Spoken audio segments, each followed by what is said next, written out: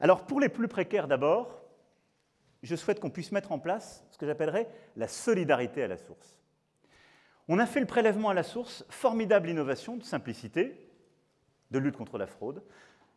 C'est ce qu'on a lancé depuis 2018, c'est un travail titanesque, il a été conduit par M. Langlard, et qui a demandé un gros travail de toutes les associations, de beaucoup d'élus. C'est au fond de pouvoir dire, le RSA, la prime d'activité, les APL, les allocations familiales, tous ces dispositifs qui sont très segmentés, avec des logiques qui ne sont pas les mêmes de revenus de référence, avec ensuite, du coup, des trappes, des situations ubuesques qu'on connaît, qu'à juste titre, souvent vous dénoncez en disant c'est du coup des mécanismes qui n'incitent pas à reprendre l'activité, parce que si je reprends 2 heures d'activité ou 3 heures d'activité, je perds telle aide, qui rend notre système illisible, injuste. Nous allons les réformer, les simplifier pour mettre en place cette solidarité à la source.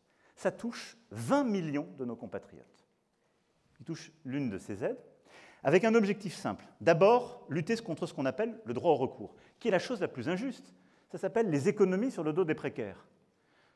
Tous nos compatriotes qui n'ont pas accès à ces aides alors qu'ils y auraient droit, parce que c'est trop compliqué, qu'il y a des démarches, avec la solidarité à la source et ce qu'on a travaillé depuis 2018, en le mettant en place, on lutte contre ce qu'on appelle ce non-recours, et ce qui est une formidable injustice. Et dans le même temps, c'est le mécanisme le plus efficace, on l'a vu aussi avec le prélèvement à la source, pour lutter contre la fraude.